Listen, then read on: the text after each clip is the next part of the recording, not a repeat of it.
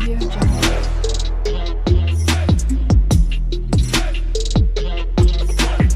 Audio Jungle. Hey guys, good morning. Welcome back to my another video. তো সকাল সকাল তোমাদের সামনে চলে আসলাম একটা ব্লগ নিয়ে।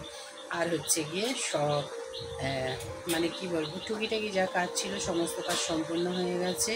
সকালের কাজ তো জানোই, আর সেভাবে এখন দেখানো হয় না। কেন কি দেখাবো বলো তো, রোজই একঘেয়ে কাজ। তো যাই হোক, মোটামুটিভাবে সকালের কাজ সম্পূর্ণ হয়ে গেছে। আর তোমাদের দাদাভাই দিয়ে দিয়েছে পুজো। আর এখন আমি চলে যাবো কিচেনে রান্না করতে।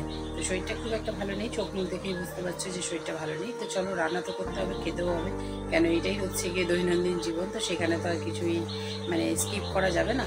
ভিডিও স্কিপ করতে পারবো, অন্য কিছু স্কিপ করতে পারবো না। তো যাই হোক, মোটামুটিভাবে হচ্ছে দিনটা শুরু করছি। যে যেখান থেকে দেখছো সকলকে অনেক অনেক ভালোবাসা জানিয়ে আমি আমার ব্লগটা স্টার্ট করছি। আশা করছি সাথে থাকবে, পাশে থাকবে। অবশ্যই পুরো ভিডিওটা স্কিপ না করেই দেখবো। এইটুখানি আশা করছি তোমাদের কাছে। আর কি আশা করবো, এর থেকে বেশি কিছু আশা করা যায় না। তো চলো, আপাতত ব্লগটা স্টার্ট করলাম। তো চলে এসেছি একদম কিচেনে। আর দেখতে পাচ্ছ কড়াইতে বসিয়ে দিয়েছি ফ্ল্যাক্স সিডস। এটাকে বাংলায় বলে তিসি বীজ। এর উপকারিতা না অনেক। তো একদিন সময় করে তোমাদেরকে বলবো। আপাতত সকাল সকাল আমি এটাকে একটুখানি রোস্ট করে নিচ্ছি। কেন করছি বলো তো, এটা না আমার যেহেতু ফ্যাটি লিভার, তো হচ্ছে সেক্ষেত্রে এটা প্রচুর পরিমাণে কাজ করে। তার সঙ্গে ওয়েট লস, তো দারুণ একটা উপকারী জিনিস। আর এর মধ্যে অ্যান্টিঅক্সিডেন্ট আছে, তারপরে প্রচুর পরিমাণে মানে ফাইবার আছে। তো সত্যি বলছি, খুব উপকারিতা।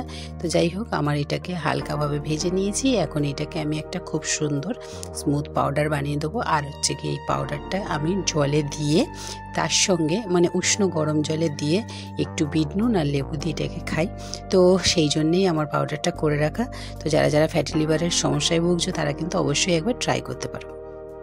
তো এদিকে আলু আর ভেন্ডি দিয়ে একটা তরকারি করেছি, আর সঙ্গে করেছি পরোটা।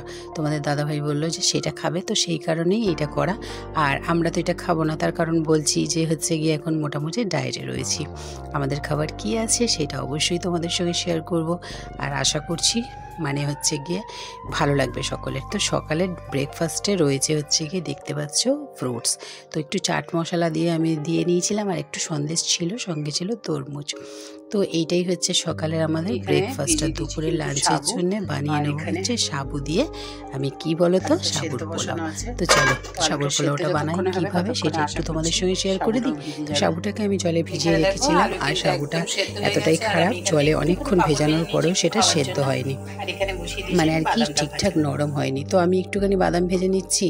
আর সঙ্গে হচ্ছে গিয়ে আলুটাকে আমি সেদ্ধ করে রেখেছিলাম কারি পাতা ফোড়ন দিয়ে, কাঁচা লঙ্কা টমেটো দিয়ে। আমি কিন্তু আলুটাকে বেশ করে একটু ভেজে নেবো। তারপরে দিয়ে দেবো হচ্ছে গিয়ে আমি সাবুটা। তার সঙ্গে সৈন্দব লবণ খেলে সৈন্দব লবণ, বা শুধু নুন দিলেও হবে। তো যাই হোক, এটা খেতে কিন্তু খুব ভালো আর খুব উপকারিতা এর, মানে কি আর বলবো, উপকারিতার বলার শেষ নেই। কিন্তু আমরা যে আমাদের লাঞ্চের থালির জন্য গুছিয়েছিলাম, এতটা করে খাওয়া আমাদের পক্ষে সম্ভব নয়। তো সেই কারণে তুলে রেখেছি। তো জাস্ট নামিয়েছি, খেতে তো পারলাম না। তো যাই হোক, মোটামুটিভাবে লাঞ্চ ফাঞ্চ সেরে একটুখানি ভাবলাম বিছানাপত্রগুলো একটু গুছিয়ে নিই। প্রচুর পরিমাণে নোংরা ছিল সব দিক। তো দেখতে পাচ্ছ বিছানাটাও খুব সুন্দর করে গুছিয়ে নিয়েছি। আর হচ্ছে গিয়ে এখন চলে এসেছি, সন্ধ্যাবেলা রিলস টিলস বানানো হয়ে গেছে। তো ভাবলাম চলো, সন্ধ্যাবেলার জন্য তো কিছু খেতে হবে। তো কি করা যায়, কি করা যায়, করেছিল বেসন। তো বেসন দিয়ে আমি ভাবলাম চলো একটু ধোকলাই বানানো যাক। এটা তো যেমন মানে একটা হেভি ডিনারও হবে, তার সঙ্গে হচ্ছে গিয়ে কি বলবো, যে হচ্ছে ডায়েটের জন্য কিন্তু খুব উপকারী একটা জিনিস। তো যাই হোক, মোটামুটিভাবে বেশ কয়েকদিন ধরে ডায়েট করার পরে দেখছি যে একটু ভালোই আছি। তো আপাতত দিয়ে দিলাম নুন। আর তারপরে হচ্ছে গিয়ে তোমরা আমাকে দেখছো, তো সেখানে তোমরা সবথেকে বেশি ভালো বলতে পারবে যে কি হচ্ছে, ঠিকঠাক মানে ডায়েটটা হচ্ছে কি না। যদি কোনো ভুল ভ্রান্তি হয়ে থাকে অবশ্যই কিন্তু আমাকে কমেন্টস করে জানাতে পারো। তো যাই হোক, মোটামুটি বকবক করতে করতে ওর মধ্যে দিয়ে দিয়েছি একটুখানি নুন আর একটুখানি সামান্য চিনি। অল্প একটু চিনি দিয়েছি, বেশি চিনি একটা দিইনি।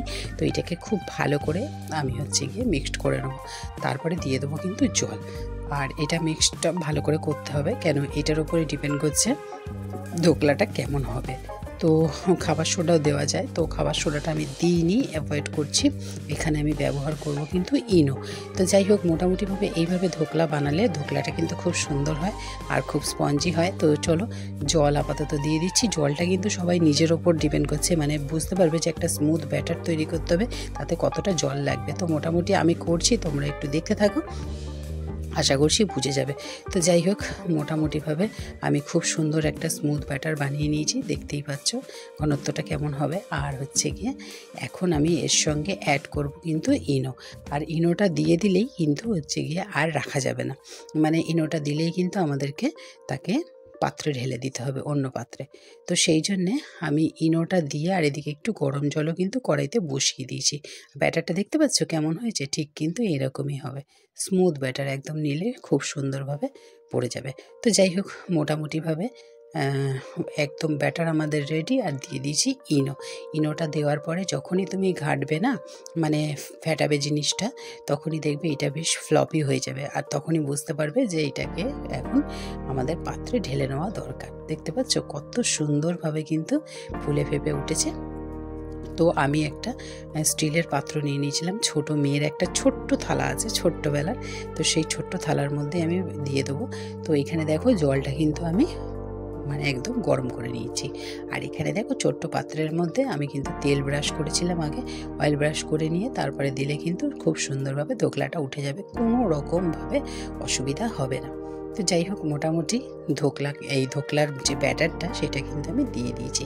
আর ছোট্ট পাত্রে দিয়েছি না, খুব সুন্দর মানে উঠেছে। তো আমি গরম জলটা কিন্তু ফ্রি হিট করে নিয়েছিলাম আর সেখানেই কিন্তু পাত্রটা বসিয়ে দিয়েছি। দেখতে পাচ্ছ খুব সুন্দরভাবে পাত্রটা সেট হয়েছে। আর দেখো একদম ফুলে ফেপে ধোকলা কিন্তু আমাদের রেডি। আর এই ধোকলাটা দেখতে কিন্তু খুব সুন্দর হয়েছে, বের করতে কোনো রকম অসুবিধা হয়নি। তো খুব স্পঞ্জি হয়েছে, সেটাই আমি একটু হাত দিয়ে দেখছিলাম। তো তোমরা কিন্তু অবশ্যই বাড়িতে এইভাবে বানাতে পারো, খুব সুন্দর কিন্তু হয়। তো চলো একটু সিরাপটা বানিয়ে নিই। কড়াইতে দেখো আমি সর্ষে ফোড়ন দিয়েছি, সঙ্গে দিয়েছি কারি পাতা স্মেল আমার খুব পছন্দ, সেই কারণে একটু বেশি দিয়েছি। আর দিয়ে দিয়েছি কাঁচা লঙ্কা। তো কাঁচা লঙ্কাকে এর সঙ্গে একটুখানি হালকাভাবে ভেজে নেবো। আর যেহেতু অল্প তেলে, 1 চামচ তেলে আমি করছি, একটু চিনিও 1 চামচ মতন দিয়েছি, একটু নুন। চিনিটা না দিলে কী বলো তো, এই যে সিরাপটা না, এটার ব্যালেন্স হয় না, তো সেই কারণেই চিনিটা দেওয়া। তো এটাকে বেশ ভালো করে দিয়ে নেড়ে ছেড়ে একটু দিয়ে দিলাম জল, সঙ্গে দিয়ে দেবো কিন্তু লেবুর রস। আর এটা দিলে খুব সুন্দর সিরাপটা তৈরি হবে। তো গরম অবস্থাতেই যখন ধোকলা নামানো হবে তখনই কিন্তু এটা দিয়ে দিতে হবে। আর এটা খেতে কিন্তু খুব সুন্দর হয়। তো চলো, আজকে সবটুকু তো তোমাদের সঙ্গে শেয়ার করলাম, তোমাদের কেমন লাগলো অবশ্যই কমেন্টস করে জানিও। ধোকলা কেমন হলো, ডায়েট ঠিকঠাক হচ্ছে কিনা, সবটাই তোমরা কিন্তু জানিও। এখন হচ্ছে রাত্রিরে খাওয়া দাওয়া করে শোয়ার পালা। আবার কালকে একটা নতুন ব্লগ নিয়ে তোমাদের সামনে ফেরত আসবো। কেমন লাগলো অবশ্যই কমেন্টস করে জানিও, ভালো লাগলে অবশ্যই একটা লাইক করো। ইনস্টাগ্রাম আর ফেসবুক পেজে আমাকে কিন্তু ফলো করতে একদম ভুলো না। চলো, দেখা হচ্ছে তোমাদের সঙ্গে একটা নেক্সট ব্লগে। সবাই খুব ভালো থেকো এবং নিজের পরিবারকে খুব ভালো রেখো। আর হেলদি খাবার খাও, হেলদি থাকো, এইটাই ভগবানের কাছে প্রে করি। তো চলো, টাটা, দেখা হচ্ছে তোমাদের সঙ্গে একটা নতুন ব্লগ নিয়ে নতুনভাবে।